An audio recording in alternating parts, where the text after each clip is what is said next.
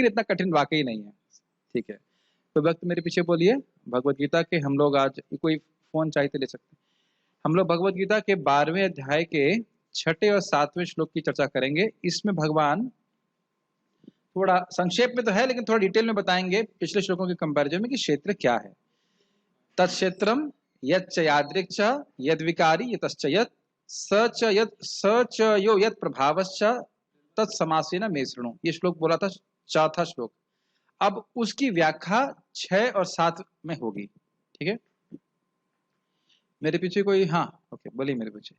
महाभूतान्यहंकारो महाभूतान्यहंकारो बुद्धिरव्यक्तमेव च बुद्धिरव्यक्तमेव च इंद्रियाणं दशैकं च इंद्रियाणि दशैकं च पंचचेन्द्रियगोचराः पंचचेन्द्रियगोचरा इच्छा द्वेष सुखं दुःखम् इच्छा द्वेषः सुखं दुःखम् संघात चेतना धृतिः संघात चेतना धृतिः एतत् क्षेत्रं समासेन एतत्क्षेत्रं समासेन सविकारम् उदाहृतम्। सविकारम् उदाहृतम्। तो हम देखते हैं, महाभूत, महाभूत मतलब पंच महाभूत, पृथ्वी, वायु, अग्नि, जल और सॉरी गलत बोल गया, आकाश, वायु, अग्नि, जल और पृथ्वी, ये हो गए महाभूत। महाभूतानी, ये 5 है, इसलिए इसको यहाँ पे स्थूल तत्व कहलाते हैं। ये तो समझ में आ रहा है। ये क्या है? यह इस क्षेत्र के घटक हैं, इस क्षेत्र को बनाने वाले अवयव हैं। जैसे मैंने बताया था कि ये जो रूम है, इसके अवयव क्या हैं? ईंट है, सीमेंट है, बजरी इत्यादि, तो उसको अवयव कहेंगे। और क्या है? अहंकार, अहंकार आप जानते हो कि मैं ये शरीर हूं, ये भावना। बुद्धि, बुद्धि का मतलब है महतत्व। अव्यक्त मतलब प्रधान। तो ये सब जो है, ये इसके अवयव है। गिना जाए कितने अवयव हैं? महाभूत हो गए 5, अहंकार 6, बुद्धि यानी महतत्व हो गया 7, और प्रधान ये हो गए 8। 8 इसके अवयव हैं। अब किन्होंने इस क्षेत्र का आश्रय लिया हुआ है, उसको कह रहे हैं इंद्रियाणम 10 एकम। 10 10 + 1 कितना होता है? 11। तो इंद्रियाणम दशैकम मतलब 10 इंद्रियां, यानी कि 5 कर्मेंद्रियां, 5 ज्ञानेंद्रियां और 1 मन। च पंच च इंद्रिय गोचर, 5 तन मात्राएं जो इंद्रियों के द्वारा ग्रहण की जाती हैं। गोचर मतलब जो ग्रहण की जा सके। मैंने बोला देखने में लग रहा कठिन, बिल्कुल कठिन नहीं है। जैसे ज्ञानेंद्रियां, ज्ञानेंद्रियों के द्वारा ग्रहण करते हैं, कर्मेंद्रियों के कर्म वो विषय नहीं होते हैं। ज्ञानेंद्रियों के द्वारा जो 5 विषय ग्रहण करते हैं वो कौन कौन से हैं? रुकिए रुकिए, आराम से आराम से आराम से। ये पहला इंद्रिय हम पकड़ेंगे है शब्द, सॉरी शब्द नहीं, श्रोत्र, श्रोत्र, श्रोत्र सुनना। उसकी इंद्रिय विषय कौन है? कान नहीं है उसका इंद्रिय विषय, उसका इंद्रिय विषय है शब्द। नहीं समझ में आ रहा है? कान से क्या सुनते हैं? शब्द सुनते हैं, या उसका आस्वादन करते हैं। ऐसे करिए, ग्रहण करते हैं। कान से हम लोग शब्द ग्रहण करते हैं कि नहीं? तो यानी कि इंद्रिय, कर्ण इंद्रिय से आपको से क्या गोचर हो रहा है? शब्द गोचर हो रहा है। नहीं समझ में आ रहा? उसके बाद आपका आंख से क्या दिखाई पड़ता है? स्पष्ट है, तो रूप इन आंखों से गोचर हुआ। उसके बाद कौन सा बचा? नेक्स्ट है, रुक जाओ, नासिका नहीं, हम उसको लेकर तत्व के साथ चल रहे। अग्नि के बाद आता है वायु। वायु का गुण क्या होता है? स्पर्श। त्वचा, त्वचा से हम स्पर्श करते हैं, तो त्वचा का जो इंद्रिय विषय है वो क्या हो गया? स्पर्श। उसके बाद है जल। जल का गुण होता है रस। कैसे ग्रहण करते हैं? जीभ से। और उसके बाद लास्ट हुआ पृथ्वी। पृथ्वी का गुण है सुगंध, तो उसको हम नाक से ग्रहण करते हैं। तो आप समझ में आए, 5 इंद्रिय, ज्ञानेंद्रियों से ग्रहण किए जाने वाले 5 जो क्या कह सकते हैं इंद्रिय विषय हैं, वह है। तो यानी कि कहा जा रहा है कि इंद्रियां और मन यह इसका आश्रय लिए हुए, इस क्षेत्र का आश्रय लिया। समझ में आ रहा है? यादृक, यादृक मतलब किसने इनका आश्रय लिया हुआ है। जैसे हमने समझाया था कि हम इस रूम का आश्रय लिए हुए हैं, उसी प्रकार से इनका ये इंद्रियां इस क्षेत्र का आश्रय ली हुई है। अच्छा, अब इसके विकार क्या है? इच्छा मतलब काम, कुछ भोगने की इच्छा। द्वेष, हमें चाहिए नहीं। सुखम, दुखम। अब ये चार बातें बोलने के द्वारा उपलक्षण से समझना चाहिए कि और अन्य जो विकार आते हैं शरीर में, मन में, उनको भी ग्रहण करना होगा। उपलक्षण समझ रहे हैं? ये बात कही है, से अन्य विकारों को भी समझ लेना होगा। तो यद विकारी का उत्तर हुआ। इसके विकार क्या है?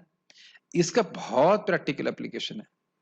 आज में मैं जब करते हुए भी सोच मन में आई बात आ रही थी, यही बात आ रही थी कि देखिए हम जब कर रहे हैं, कभी भोग की इच्छा आ रही है, कभी कुछ विचार आ रहा है, कभी कुछ आ रहा है, कभी नाम में जप लग रहा है, मन लगता है। तो अब ये सब जो विकार आ रहे हैं, भौतिक विचार आ रहे हैं, तो इससे अपने को अलग करना। ये क्षेत्र के विकार हैं, आते रहेंगे जाते रहेंगे। इसको ध्यान न दे करके अपने को इससे अलग देखना है, क्षेत्रज्ञ के रूप में। हम जब कर रहे हैं तो इससे प्रभावित ना हो कि मन में क्या आ रहा है। हमारा जैसे वो होता है ना, जैसे अब समुद्र मंथन चल रहा है, हमें चर्निंग करते रहना है। अब क्या निकल रहा है, जब तक अमृत नहीं निकल रहा है तब तक उस पर ध्यान नहीं देना क्या निकल रहा है। कुछ भी निकलता रहेगा, वस्तुतः निकलेगा वही जो पहले नीचे अंदर है। बाहर से कोई वस्तु नहीं निकल रही है ना। समुद्र मंथन में बाहर से कुछ नहीं आ रहा था, अंदर से जो था वो बाहर निकलेगा। पहले विश्व निकलेगा और बहुत सारी चीजें निकलेंगी, उसमें ध्यान नहीं देना है।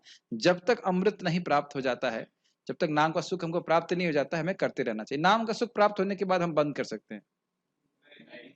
ठीक, नहीं बंद करेंगे। संघात का अर्थ है कॉम्बिनेशन, मतलब ये शरीर जो सभी चीज का संग है पूरा एक रूप में, तो उसका स्वरूप क्या है, ये भी प्रश्न था कि इस शरीर का, इस क्षेत्र का स्वरूप क्या है। स्वरूप है ये शरीर जो दिख रहा है आपको, ये स्वरूप है। तो ये संघात है। चेतना मतलब जीवन के लक्षण, और धृति मतलब यह शरीर आत्मा के मोक्ष और साधन का को धारण कर रहा है, उसका साधन है। धृति का अर्थ धैर्य लिखा हुआ यहाँ पे, लेकिन टीका में समझाया गया है धृति का अर्थ है, धृति का अर्थ धैर्य होता है, लेकिन यहाँ पे धृति का अर्थ है धारण करने वाला, धारयति। बिना शरीर के क्या हम भोग कर सकते हैं? नहीं कर सकते हैं। क्या हम मोक्ष के लिए प्रयास कर सकते हैं? बिना शरीर के, बिना शरीर के न तो हम भोग कर सकते हैं, न हम मोक्ष के लिए प्रयास कर सकते हैं। तो इसलिए चेतना अर्थात आत्मा के लिए यह है मोक्ष या भोग का साधन है। यह प्रश्न भी हुआ था कि इसका प्रयोजन क्या है। ये अच्छा, ये सब बातें ऐसे मैं अपने ऐसे में सोचिए, मैं स्कॉलर हूँ, सब टीका में पढ़ के आया हूँ इसलिए बोल रहा हूँ। बस आपको नोट करवा रहा हूँ कि ये सब बातें बताई गई हैं, बहुत अच्छे तरह से इन्होंने समझाया है एक एक शब्द को। थोड़ा सा रिवाइज करें। किन चीजों से बना है? महाभूतान अहंकार बुद्धि अव्यक्त से। किसने आश्रय लिया है? इंद्रियाणी और मन ने।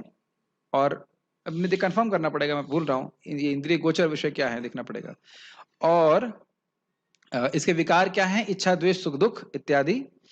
इसका स्वरूप क्या है? संघात। इसका प्रयोजन क्या है? चेतना धृति, अर्थात यह है जीव के लिए मोक्ष या भोग का साधन है। तो सारे उत्तर हो गए, ठीक है। कितने कितने प्रश्न, कितने याद दिखाई थे आपको? कितने याद थे इसमें? 5 याद थे ना। तत्क्षेत्रम यच्च यादृक् च यद्विकारी यतश्च यत्, 5 थे। तो देखिए 5 होते हैं ना, फिर से देखिए 5। महाभूतानि अहंकार वाला 1, इंद्रियाणि 2, इच्छा द्वेष सुखम दुखम 3, संघात 4 और चेतना धृति 5। हो गया 5, ठीक है। एतत् क्षेत्रम समासेना, इन सबको समासेना सविकारम उदाहरतम, मतलब संक्षेप में तुमको बताया गया है ये इस क्षेत्र के संबंध में। और एतत्, ये सब क्षेत्र के में कहे जाते हैं। और विकार के संग, विकार मतलब इच्छा द्वेष सुखम दुखम, एतत् मतलब सारे, और विकार के साथ इनको क्षेत्र कहा जाता है, ठीक है। उदाहरतम मतलब कहा जाता है। कठिन लग रहा है? विकार मतलब इच्छा द्वेष सुख दुख। देखिए इसको ऐसे समझिए, जैसे कोई डिवोटी गार्डन की सेवा कर रहे हैं, तो गार्डन क्या हो गया? खेत हो गया, क्षेत्र हो गया। अब मैं कहूं कि वहां गार्डन किससे बना हुआ, तो आप क्या कहेंगे? मट्टी से बना हुआ है, केवल मट्टी ही है। और भी पेड़ पौधे इत्यादि कुछ भी हैं। तो इस प्रकार से उसमें विकार क्या आ रहे हैं, फल फूल निकल रहे हैं, पत्तियां निकल रही हैं। तो इस प्रकार से आप खेत का जैसे एनालिसिस करोगे, उसी प्रकार से जब भी हम गार्डन की बात करेंगे तो केवल मट्टी की बात नहीं करेंगे, पेड़ पौधों की बात नहीं करेंगे, क्या फल निकल रहे हैं, क्या फूल निकल रहे हैं, क्या क्या कार्य हो रहे हैं, उन सब की बात करेंगे। तो उसी तरह से यहाँ पे भी हमको क्षेत्र के बारे में समझना पड़ेगा, उसमें विकार क्या है, उसका स्वरूप क्या है। नहीं समझ में आ रहा? ठीक है। इससे अधिक समझाने के लिए आपको खुद पढ़ना पड़ेगा, क्योंकि ऐसा खाली समझाता है टीचर और खुद पढ़े नहीं तो समझ में नहीं आएगा। ठीक है।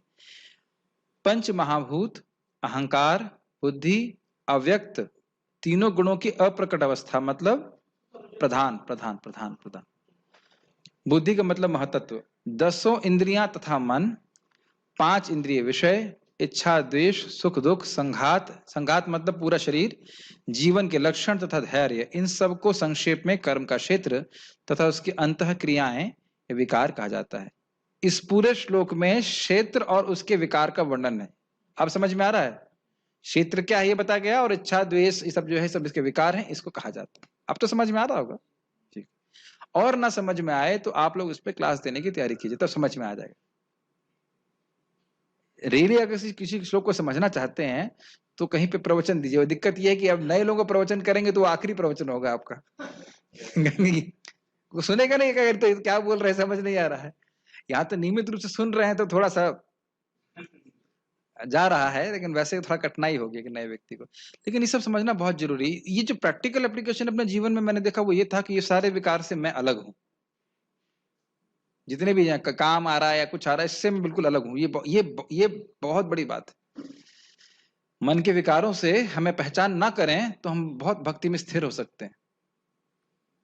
बहुत इंपॉर्टेंट है गीता भूषण टीका। श्लोक 4 के पहले भाग में, 4 मतलब तत्क्षेत्रम यद यद यादृक् च यद विकारी यतश्च यत्, ये वाले, ये पहली लाइन के। श्लोक 4 के पहले भाग में जिस विषय के वर्णन करने के संबंध में भगवान कह रहे थे, उसका वर्णन इन 2 श्लोकों में 6 और 7 में भगवान कर रहे हैं। यह क्षेत्र का वर्णन है। अब तो बहुत आसान होगा टीका। महाभूतानी अर्थात जो बड़े बड़े भूत हैं, मतलब मजाक नहीं कर रहा हूं, सही में भूत मतलब वस्तुएं हैं जिनकी बहुत अधिक मात्रा है, अर्थात आकाश, वायु, अग्नि, जल और पृथ्वी है। स्पष्ट है साहिल प्रभु, समझ में आ रहा है? Yes yes. अहंकार अर्थात तामस बुद्धि जो इन तत्वों का कारण है। अब तामस बुद्धि को कैसे समझाया जाए? देखिए, जब मिथ्या अहंकार तमोगुण से प्रभावित होता है तो इन तत्वों का निर्माण होता है। सृष्टि लीला में सबसे पहले प्रधान, प्रधान के बाद महतत्व, महतत्व के से ही अहंकार की उत्पत्ति होती है। और वह अहंकार, समझ पा रहे हैं, सबसे ऊपर रखिए किसको? प्रधान को, जहां पे गुणों की साम्यता होती है। मेरे पास एक चार्ट है, उसको चार्ट को चलो कल समझाएंगे अलग तरह से। अभी समझ में आ रहा है थोड़ा थोड़ा। सबसे ऊपर बॉक्स में रख दीजिए प्रधान, प्रधान के बाद पे भगवान का दृष्टिपात होता है, तो उससे आता है महतत्व, महतत्व में चेतना का प्राकट्य होता है, शुद्ध चेतना से कहा जाता है। तो वह उसके बाद वहां से, मतलब उसमें मूलतः सतोगुण रहता है, और उसमें जब रजोगुण थोड़ा तमोगुण बढ़ता है तो फिर वहां से अहंकार की उत्पत्ति होती है। नॉर्मल अहंकार कह लीजिए, मिथ्या अहंकार ही कहेंगे। अब अहंकार में जब तमोगुण का स्पर्श होता है या मिश्रण होता है और उसमें काल शक्ति क्रिया मिलाते हैं, तो उससे ये आकाश, वायु, अग्नि, जल और पृथ्वी इत्यादि बनते हैं। तो इसको भी कहा जा रहा है अहंकार, जो कि इन महाभूत, तामस बुद्धि मतलब जो इन महाभूत का 5 तत्वों का कारण है। यह भी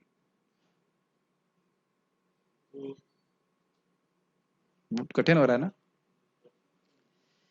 बुद्धि अर्थात महतत्व जिसमें ज्ञान की प्रधानता होती है, जो अहंकार का कारण होता है। ठीक है। अभी सृष्टि तत्व में बहुत अगर प्रश्न करेंगे तो कठिन होगा, क्योंकि कठिन इसलिए होगा क्योंकि उसको एक अलग से विषय लेकर के बताना पड़ेगा, चार्ट बना करके। वो आज समय नहीं है। हाँ, फिर भी पूछिए। मैं बता रहा हूँ, यहाँ पर जो तामस बुद्धि बताया गया तो कि सात्विक बुद्धि और ये हाँ, में एक कुछ अच्छा प्रश्न अलग है। अलग देखिए, होता है। अहंकार जब जब अहंकार में सतोगुण का मिश्रण होता है तो उससे देवता और मन की सृष्टि होती है। अहंकार में जब रजोगुण का होता है तो उससे बुद्धि का निर्माण होता है, और एक और होता है, मैं भूल रहा हूँ अभी। मेरा फोन कहाँ है? मेरा फोन दीजिए। मेरा फोन किसी के पास है तो। यस, इसमें एक चार्ट है, उसको देख करके हम लोग बोल सकते हैं कि क्या है। एक मिनट रुकिएगा।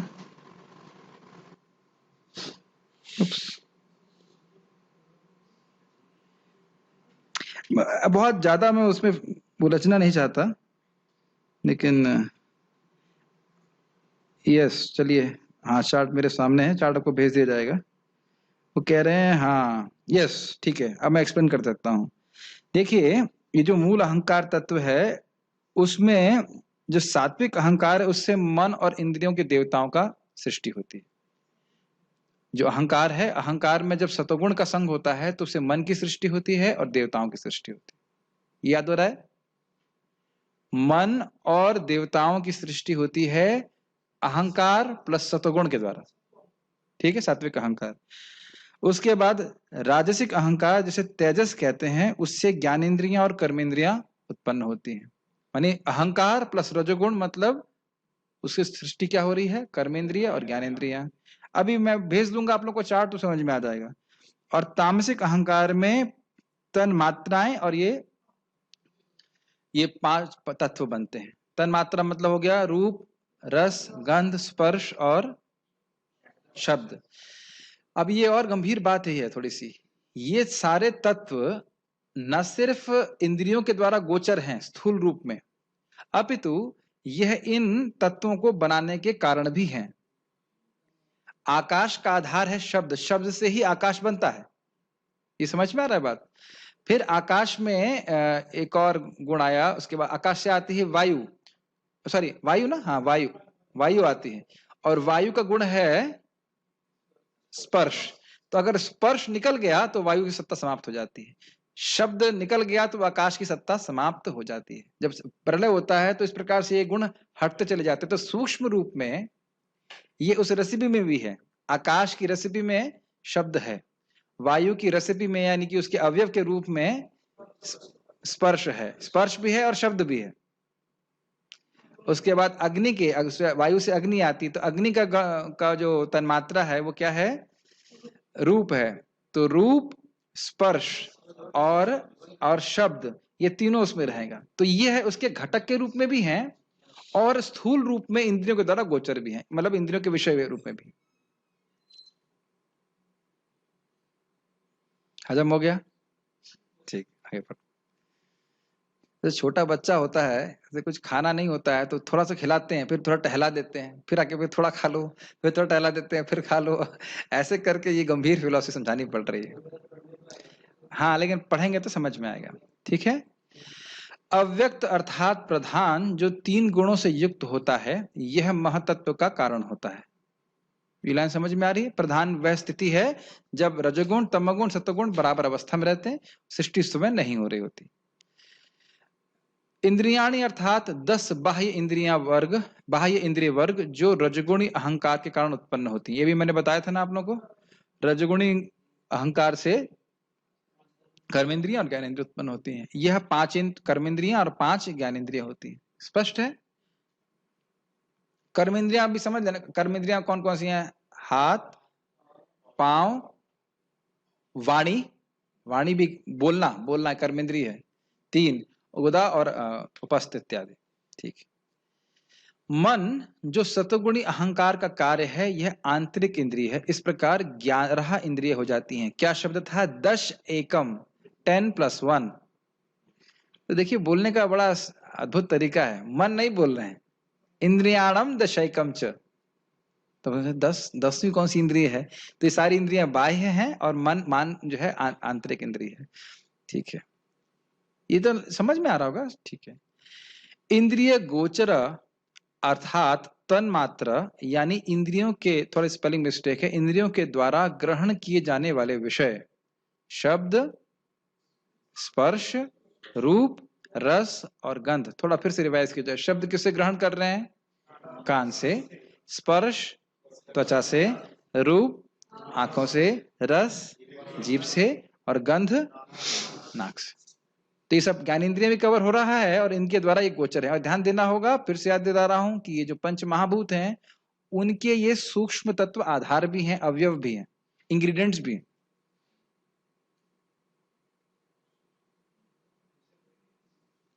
आकाश, आकाश का इंग्रेडिएंट क्या है? आपका नाम आकाश है? बोलिए। आकाश का शब्द है, ठीक है, समझ में आया? ये शब्द से ही आकाश आया है। ओके। एक गंभीर बात है, प्रभुपाद जी बहुत सुंदर, मैं उसको इस सृष्टि तत्व को पढ़ रहा था तीसरे स्कंद में, तो कह रहे थे कि इस पूरे जगत की सृष्टि शब्द से हुई है, उसी प्रकार से इसका पूरा प्रलय शब्द से होगा। हमारे आध्यात्मिक जगत, आध्यात्मिक जितनी भी आवश्यकताएं हैं, वह अगर हम हरे कृष्ण मंत्र बोलते हैं तो भगवान की कृपा से वह सब कुछ पूर्ण हो जाएंगे। जिस प्रकार से हमारी भौतिक आवश्यकताएं शब्द के द्वारा सृजित हुई हैं। खैर ये करेक्ट पॉइंट है। शब्द मतलब साउंड, यस। साउंड क्या? साउंड मूलतः, अच्छा प्रश्न है, साउंड मूलतः आध्यात्मिक होता है। अब इस पे पूरा विषय अगर आप सुनना चाहते हैं और अंग्रेजी आपको आते ही है तो आपको भक्ति विज्ञान महाराज का पावर ऑफ साउंड सुनना पड़ेगा, जिसमें वो परावाक की बात करते हैं। परा, मध्यमा, पश्यंती और वैखरी। वैखरी जो अभी आप सुन रहे हैं, लेकिन उसके और सूक्ष्म लेवल होते हैं, लेकिन अभी उधर जाने से कोई लाभ नहीं होगा। लेकिन मूलतः जो शब्द है वह आध्यात्मिक होता है। जब हमारी इच्छाओं से, बहुत भौतिक इच्छाओं से मिल जाता है तो इसलिए वो प्रस्तुत। लेकिन जैसे हम हरे कृष्ण मंत्र बोल रहे हैं, हरे कृष्णा कृष्णा कृष्णा हरे हरे, हरे राम राम राम हरे हरे, तो यह परा शब्द है, परा शब्द है, आध्यात्मिक है। ओम, ये सब आध्यात्मिक है। वस्तुतः प्रभुपाद जी समझाते हैं एक तात्पर्य में कि सारे गामा जो बोलते हैं या का जो बोलते हैं, यह सब भी आध्यात्मिक है। ये मैं आपको तात्पर्य में दिखाऊंगा, ठीक है। खैर ये एक अलग विषय हो जाएगा। ये सूक्ष्म होते हैं, ये मतलब तन्मात्राएं, और अहंकार और स्थूल तत्वों के मध्यस्थ रहते हैं। वह साथ ही वह स्थूल तत्वों के गुण के रूप में भी रहते हैं। इसका अर्थ क्या है? इसका अर्थ यह है कि अहंकार से, यानी कि तेजस अहंकार से, राजसिक अहंकार से इंद्रियों के निर्माण हो रहा है। और सॉरी, वापस जाइए, सॉरी, तामसिक अहंकार से महाभूत, पंच महाभूत का निर्माण हो रहा है। तो उनके गुणों के रूप में भी, मतलब उनके इंग्रेडिएंट्स के रूप में भी ये विद्यमान है। ये मुझे कुछ 5-6 महीने पहले बात समझ में आई। बड़ी अद्भुत बात है। न सिर्फ ये इंद्रिय गोचर विषय हैं, अपितु सूक्ष्म रूप से ये है सृष्टि के घटक भी हैं। घटक मतलब इंग्रेडिएंट्स, ठीक है। इतनी आसान नहीं सृष्टि, बहुत अद्भुत है, नहीं? अमेजिंग है। तो ठीक है। साथ ही यह है स्थूल तत्वों के गुण के रूप में भी रहते हैं। स्थूल तत्व मतलब पंच महाभूत, उनके गुण के रूप में भी रहते हैं, ठीक है।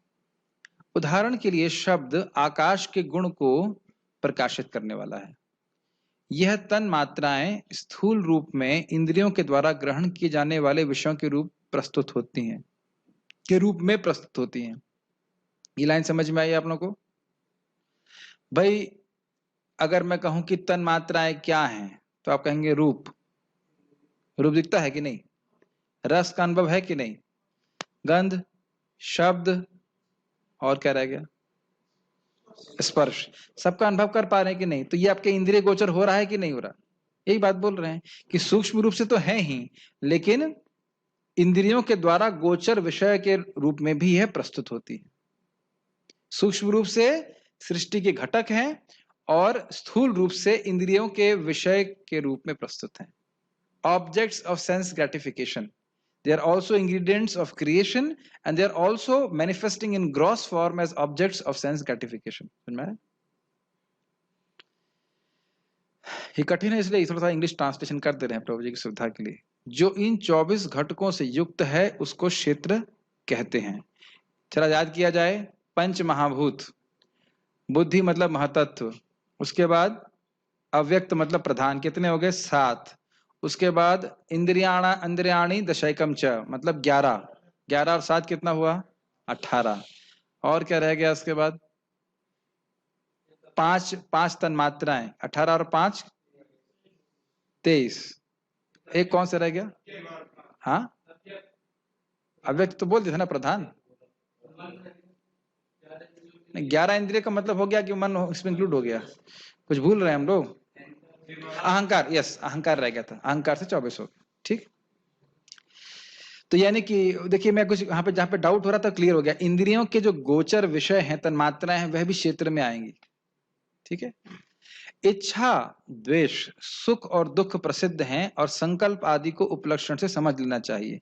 मतलब जब बोल रहे हैं इच्छा, द्वेष, सुख और दुख जो कि इस क्षेत्र में विकार हैं, ट्रांसफॉर्मेशन हैं, इससे समझ लेना चाहिए कि जो जीव में संकल्प उत्पन्न हो रहा है, मन में संकल्प आ रहे हैं, वह भी संकल्प, विकल्प और जितने भी मन के विकार हैं उनको भी इससे ग्रहण करना चाहिए। उपलक्षण मतलब समझते हैं आप, यह सब मन के धर्म हैं। श्रुति कहती है काम, संकल्पो, विचिकित्सा, श्रद्धा, अश्रद्धा, धृतिर, अधृतिर, हिरिर, धीर, भीर, एतत् सर्वम मन एव। ये सब मन के गुण हैं। क्या क्या उसका अनुवाद किया जा रहा है? काम मतलब काम, इच्छा, संकल्प मतलब मैं करूंगा ये, अनिश्चितता मतलब कुछ समझते हैं इसका अर्थ, कुछ क्लियर नहीं हो रहा कि क्या करना चाहिए, करूं कि नहीं करूं, श्रद्धा, अश्रद्धा, धृति, धृति मतलब धैर्य, अधृति मतलब अधैर्य, धैर्य मतलब पेशेंस, नम्रता, हिरीर का अर्थ होता है नम्रता, लज्जा। हिर मतलब होता है कि कुछ गलत किया, गलत करने में संकोच, या गलत किया है तो उसमें लज्जा होना।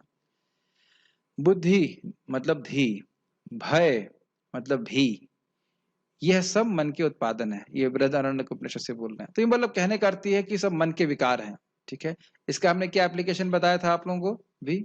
ये सब मन के विकार हैं, हमें मन के अनुसार नहीं चलना है। परम पूज्य नवयोगेंद्र महाराज की उक्ति समझ बड़ा सुंदर है। क्या है? मलिन मन की हर बात बेकार है, हरि नाम ही सार है। बहुत अच्छा है। मन कुछ भी बोला, ये कर लो वो कर लो, इस संबंध में जब मौका मिल रहा है तो मैं बोल देता हूँ। ये हमारे उपस्थित ब्रह्मचारियों के लिए बात है।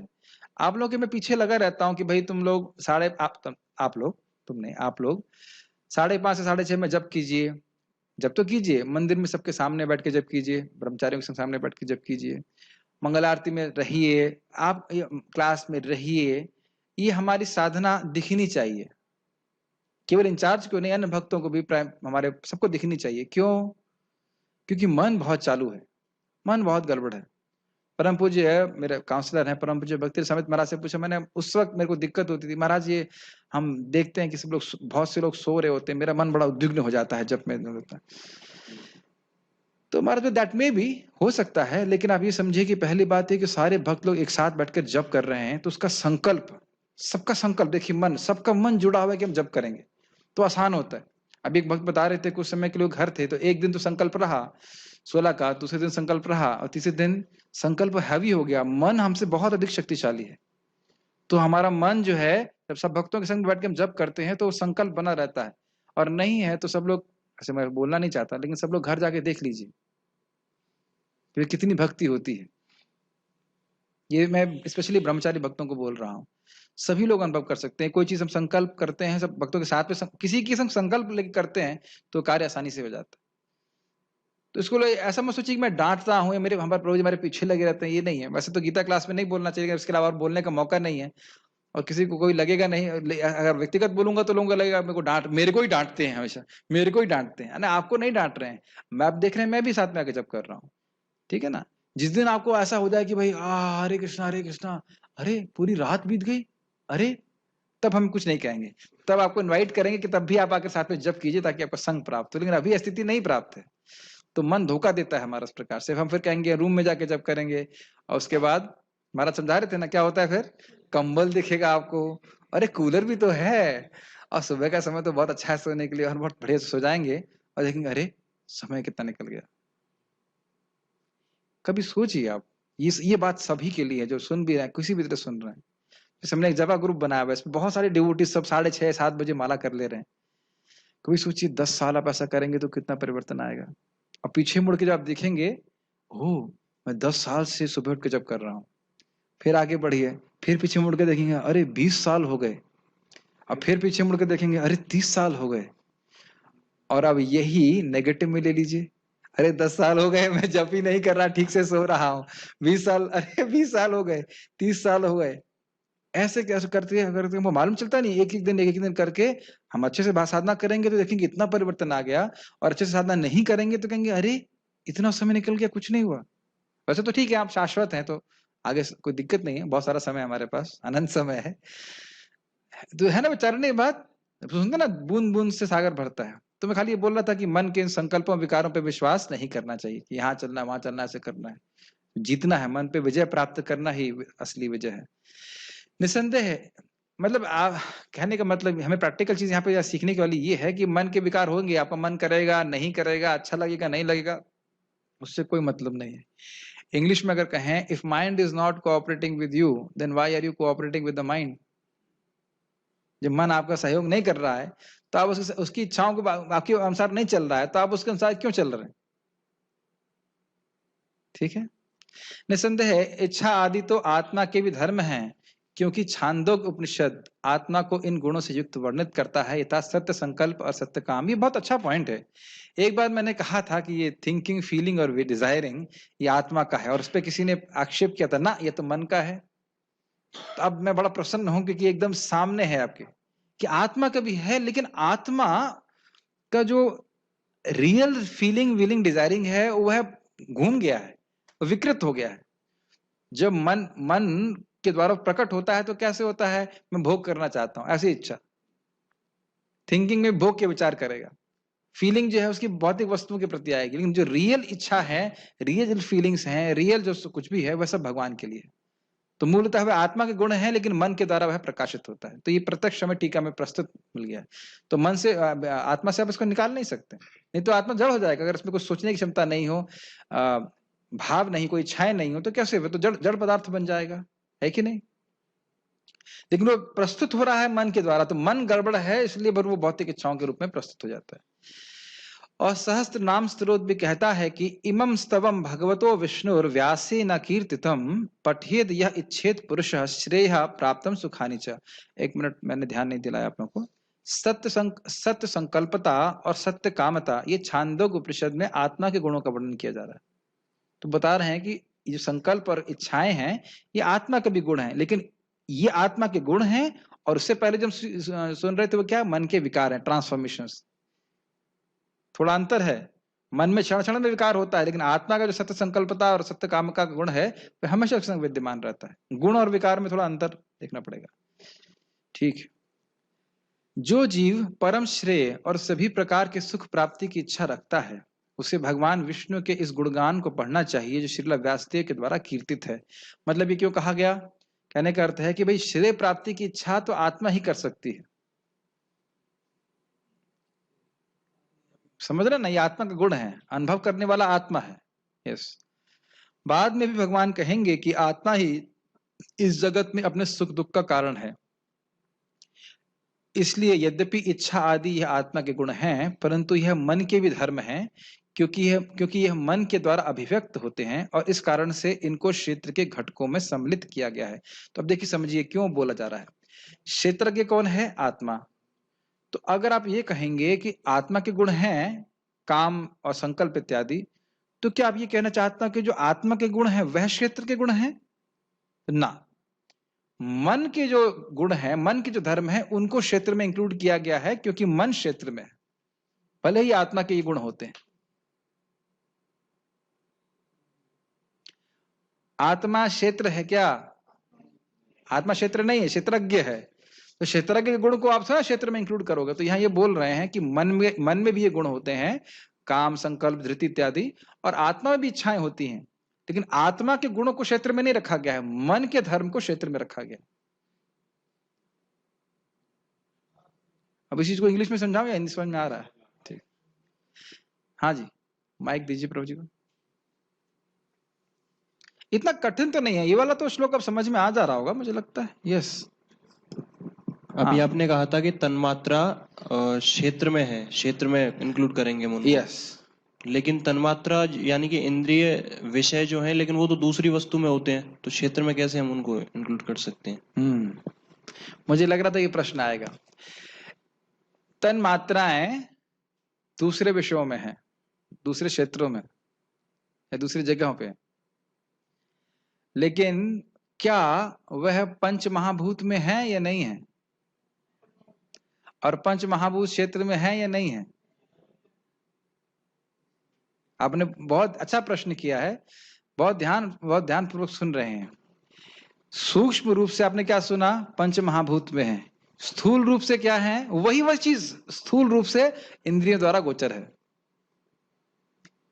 तो ये मुझे लग रहा था कि कोई, मैं सोचा था फिर इस पे उसको शायद बच जाऊं, कोई प्रश्न ना करे, लेकिन प्रभु ने छोड़ा नहीं। गुड। मैं सोच रहा था कि भाई ये तो प्रश्न आएगा कि आप बोल रहे हो शरीर क्षेत्र है, ये तो शरीर के बाहर है, लेकिन शरीर के बाहर नहीं है। तन्मात्राएं हमारे शरीर के अंदर भी है, क्योंकि पंच महाभूत में है।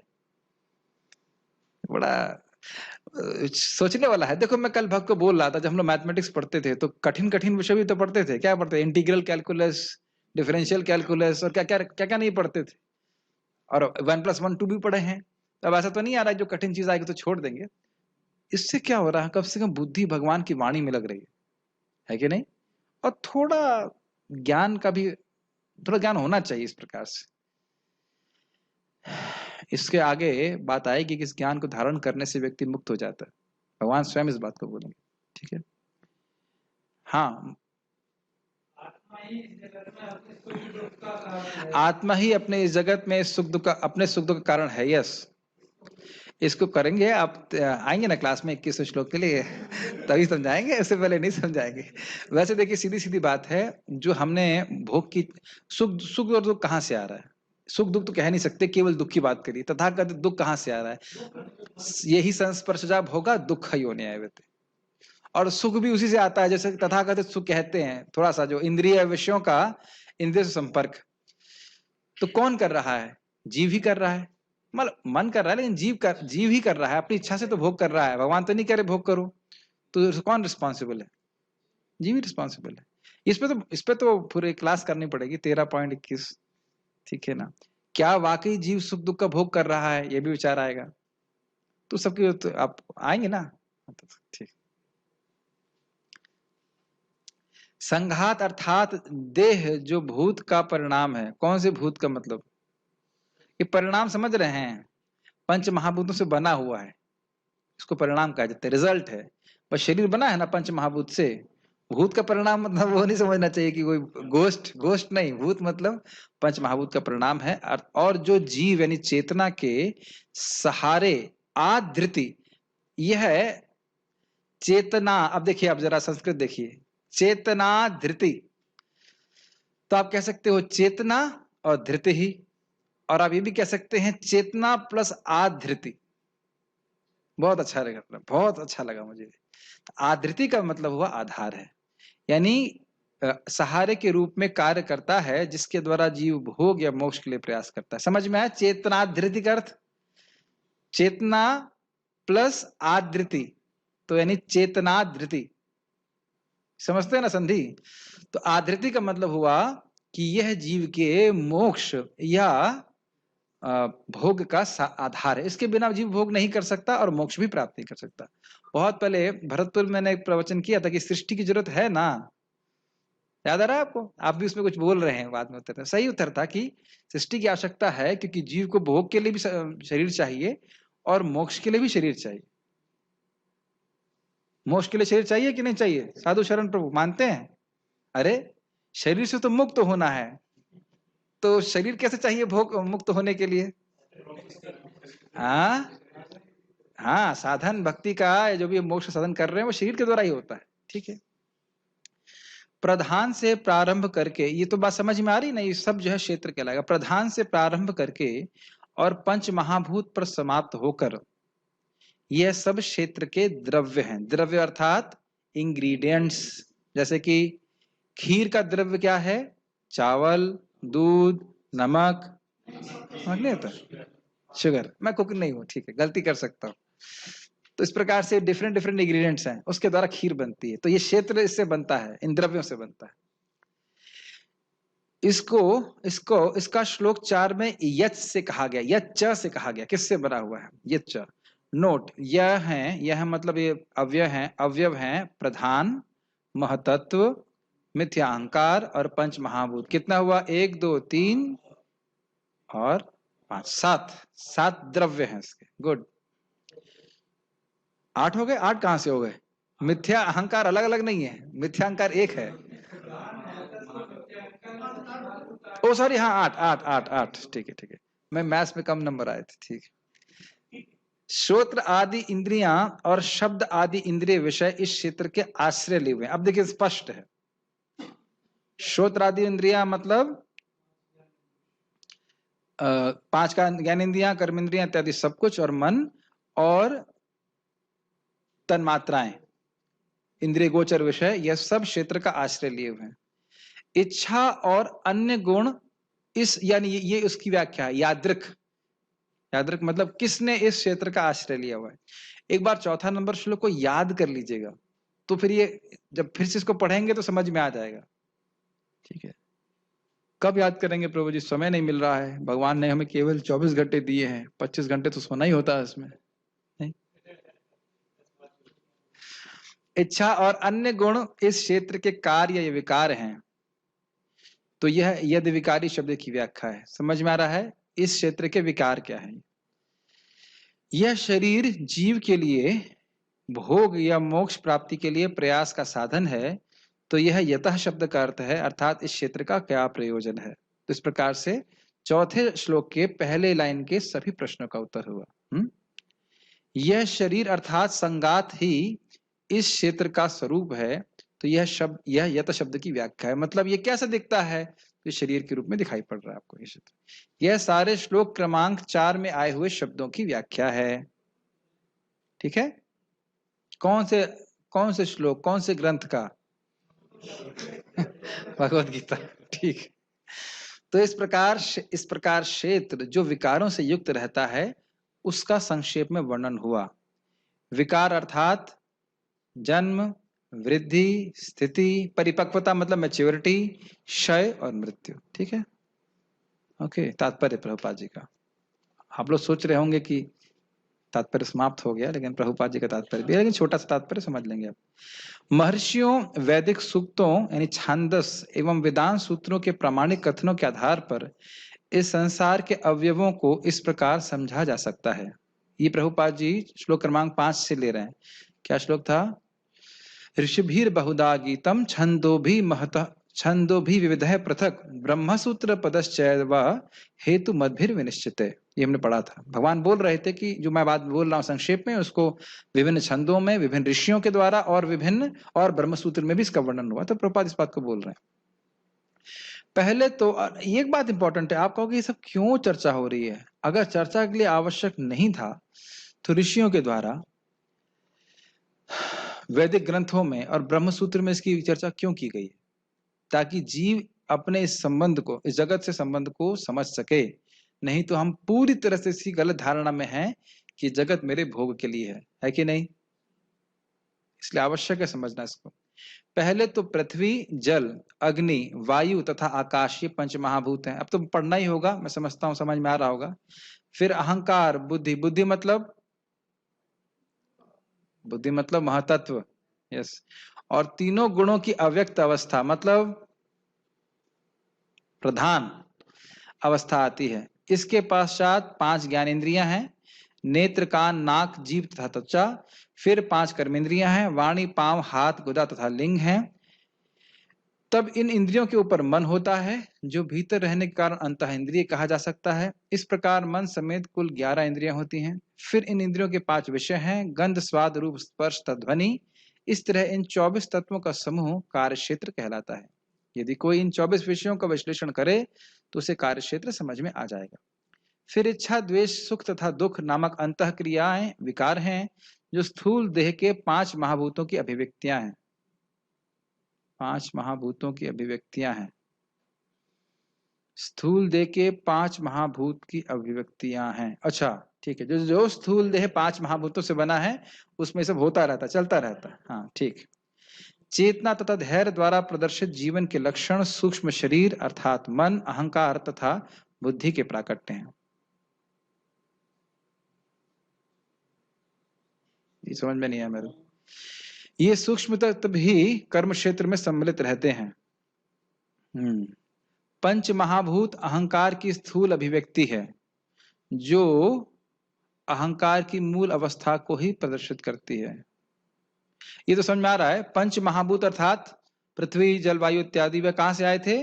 तामसिक अहंकार से आए थे। तो अहंकार सूक्ष्म रूप में है और स्थूल रूप में वह पंच महाभूत के रूप में प्रकट होता है, जिसे भौतिकतावादी बोध या तामस बुद्धि कहा जाता है। भौतिकतावादी बोध या तामस बुद्धि कहा जाता है। तो आप समझ रहे हैं, तामस अहंकार से, तामस बुद्धि से ये पंच महाभूतों का निर्माण होता है। बार बार बोलने से, बार बार बोलने से, बार बार बोलने से याद होने लगता है। ठीक है। यह और आगे प्रकृति के 3 गुणों की अप्रकट अवस्था की सूचक है। ये कौन सा हुआ? प्रधान। यस, यानी कि क्षेत्र में स्थूल और सूक्ष्म दोनों ही अवयवों का मिलन है। जैसे एग्जाम्पल के लिए अभी हमारे कर्णामृत प्रभु को समझ में आ जाएगा। कर्णामृत प्रभु आज सुबह तोरई की सब्जी बनाए। आपका ये सब गीता में कहां से आ गया? लेकिन उन्होंने एक बात बोली, हमने कहा प्रभु जी सब्जी बहुत अच्छी है। तो सब्जी एक क्षेत्र के रूप में हो गई। फिर बोले कि प्रभु जी मैं आपको इसमें राई दिख नहीं है रही है, लेकिन राई मैंने पीस के डाली हुई। बोले ना, तो नहीं, उस सब्जी में राई है लेकिन सूक्ष्म रूप में है। तो अब यह नहीं कह सकते सब्जी में राई नहीं है, नहीं है, ऐसा तो नहीं बोल सकते, लेकिन दिख नहीं रही है। और दिख क्या रहा है स्थूल रूप से? तो नहीं दिख रही है, सब्जी दिख रही है, टमाटो दिख रहा है, लेकिन उस सभी उस क्षेत्र के घटक यानी उस सब्जी के घटक हैं कि नहीं है? खाए थे नहीं सब्जी? नहीं खाए थे। राई दिखाई पड़ी आपको? तो कुक भाई साहब राई थी कि नहीं थी? तो कुक जानता है कि राई है, खाने वाला नहीं जानता है। तो भगवान जानते हैं कि अहंकार भी है, जो कुक पूरे जगत की कुकिंग करे हैं, कि अहंकार भी है, ये भी है, सूक्ष्म भी है, सब कुछ है। हम लोग जिसको भोग कर रहे हैं वो नहीं समझ पा रहे हैं इस बात। लेकिन यहाँ पे सीखना चाहिए कि सूक्ष्म तत्व भी हैं और स्थूल तत्व भी हैं। ठीक है। यह और आगे प्रकृति की 3 गुणों की अप्रकट अवस्था की सूचक है। प्रकृति के अव्यक्त गुणों को प्रधान कहा जाता है। तो आप सब समझ ही गए होंगे। पूछूं किसी से समझ गया होगा? कौन कौन नहीं समझा है? हाथ खड़ा करो, नहीं तो पूछ लूंगा। साहिल नहीं समझा है, सुनील समझ गए कि नहीं समझे? आप समझ में आए? देखिए, सृष्टि अव्यक्त मतलब कुछ प्रकट नहीं है, व्यक्त मतलब सामने। जैसे आप मेरे सामने व्यक्त हैं, मैं आपके सामने व्यक्त हूं। अव्यक्त मतलब प्रकट नहीं। तो प्रकृति की वह मूल अवस्था जिसमें ये सुने है ना, रजोगुण, तमोगुण, सतोगुण, ये एकदम बैलेंस अवस्था में रहते हैं और वहां पे कार्य और कारण नहीं दिखता। जैसे आप कहो कि लैपटॉप है, ये लैपटॉप एक कार्य है और इसका कारण क्या है? पृथ्वी है, इंजीनियर है, सब कुछ। तो यहाँ पे आप किसी भी वस्तु को देख रहे हो तो कार्य कारण के रूप में दिखती है। कोई वस्तु है और उसको कोई बनाने वाला है, ये दिखता है कि नहीं? आप घास काटने की मशीन देखते हैं कि नहीं? वो एक कार्य है, इसके पीछे बनाने वाला है कि नहीं कोई? अब ऐसी कोई वस्तु जगत में दिखा दीजिए या आपने सोचिए मन में, जो आपको आपने देखी हो और उसका कोई कारण नहीं हो। नहीं है ना? ये प्रधान की अवस्था में नहीं होता। यहां पे आपको हर वस्तु में कार्य और कारण का संबंध दिखेगा।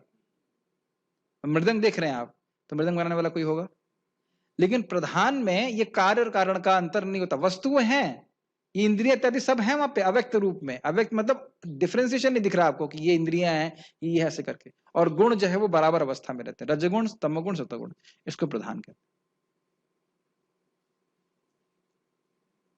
ठीक है, ठीक है, घबराइए मत, 7 मिनट बाकी है।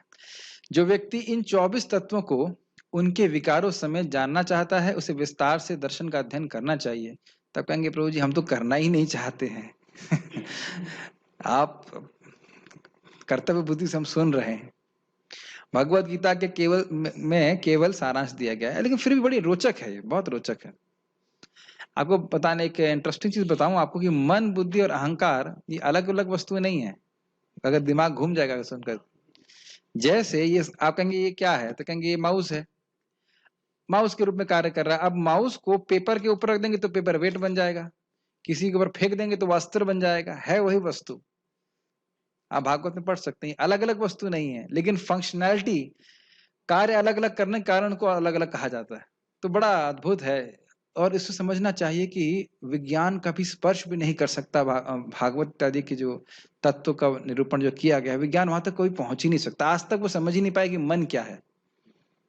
ठीक है, इसलिए ये नहीं सोचना चाहिए कि सब कपोल कल्पना है, ये तो सब ऐसे लिख दिया गया, ऐसा नहीं है, ये रिवील्ड नॉलेज है। शरीर इन समस्त तत्वों की अभिव्यक्ति है। जो 24 तत्व बताए गए हैं, शरीर में 6 प्रकार के परिवर्तन होते हैं। ये उत्पन्न होता है, बढ़ता है, टिकता है, संतान उत्पन्न करता है और तब यह क्षीण होता है और अंत में समाप्त हो जाता है। कम से कम इतना तो देखें कि हम ऐसे अलग हों। यहां से हमारी बहुत इंपॉर्टेंट बात है कि हम लोग अनादि हैं। इस पे बार बार कम से कम तुमने एक बार तो जरूर विचार करना चाहिए और ये हमारे जप के लिए बहुत लाभकारी है। जप करते समय हम किन किन बातों को महत्व देते हैं, है कि नहीं? ये हो जाएगा, ऐसा हो जाता, ऐसा कर लेते, उसने ऐसा कह दिया।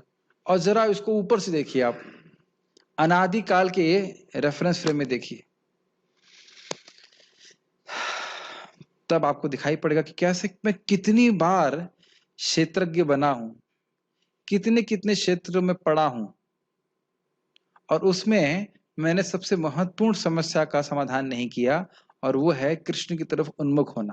मैं खाली प्रवचन के लिए नहीं बोल रहा हूं, ये बात प्रवचन के लिए नहीं बोली जा रही बात। हर बार हम सोच रहे हैं ये बहुत महत्वपूर्ण है, हर बार सोच रहे हैं बहुत महत्वपूर्ण है और कुछ समय की वो क्षेत्र परिवर्तन हो जाता है। फिर नए फील्ड में क्रिकेट खेलिए, फिर नया फील्ड में जाइए। फील्ड समझ में आ रहा है ना? क्रिकेट फील्ड समझ में आता है ना? फिर नए फील्ड में बॉलिंग करिए, फिर नए फील्ड में बॉलिंग करिए, फिर नए फील्ड में बॉलिंग। कितने फील्ड में हम खुद ही बॉल बन गए हैं, पिटाई हो रही है। बहुत गंभीर है।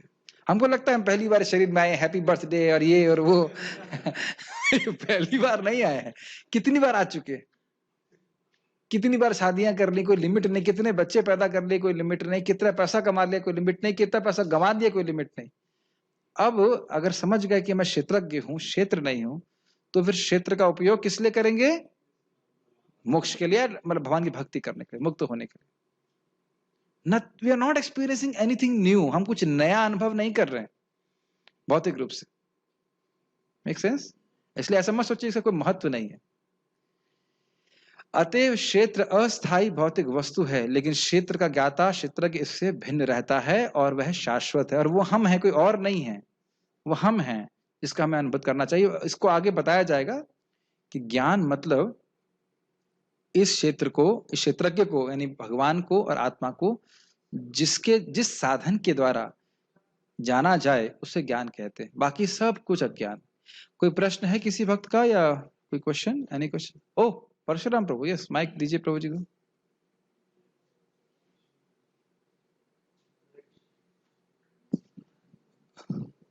प्रभु, भगवत गीता में कहा गया कि मरते समय जैसी चेतना रहेगी अगला Yes. शरीर वैसा निश्चित है। यस तो जब शरीर को जला देते हैं तो सूक्ष्म शरीर नहीं मरता है। यस।